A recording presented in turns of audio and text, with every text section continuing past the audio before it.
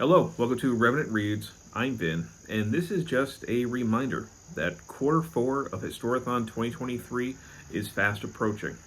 Historathon is a year-long reading event where we are celebrating and discussing and shining a spotlight on nonfiction history, a genre of the publishing world that doesn't get enough attention on BookTube. We have divided the year up into 4 quarters, so every quarter looks at a different period of time. The first quarter looked at prehistory up to the year 500 CE or AD 500, whichever you prefer. The second quarter looked at 500 to 1500. The third quarter, which is coming to an end, looked at 1500 to 1820. The 1820 is really, the reason for that is BookTube related.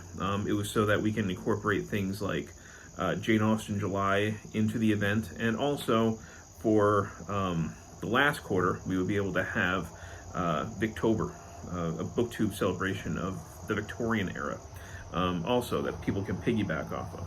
So Q4, as I just said, basically is starting from 1820 up into the present day. So it's the shortest time period for Historathon, but there is a lot of history. There's a lot of books out there, and I, for one, am very excited to see what people end up reading for this one. If you have been joining us for Historathon along the way, we've loved having you. We have a Discord server, which is pretty active, that I'll have linked below. There's also a Voxer group, which has calmed down over the year. Most of the conversations have moved over to the Discord server. But people are still welcome to use both and to interact and to participate. If you are a booktuber and you are making Historathon videos, please tag us, myself and the co-host, who will also be linked down below. We're using the hashtag Historathon 2023. And if you're just finding out about this event, we'd love to still have you along. We still have 3 months of history to celebrate. And yes, I've had a lot of people ask me, we do plan to have Historathon again next year. I certainly will be doing it.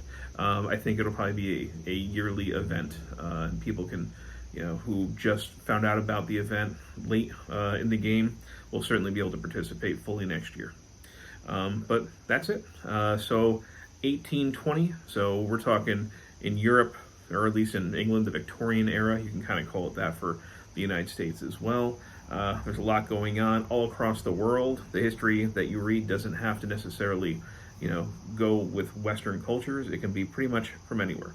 As long as it is nonfiction history and it is about the time period between 1820 and today, it absolutely qualifies. So, thank you, BookTube.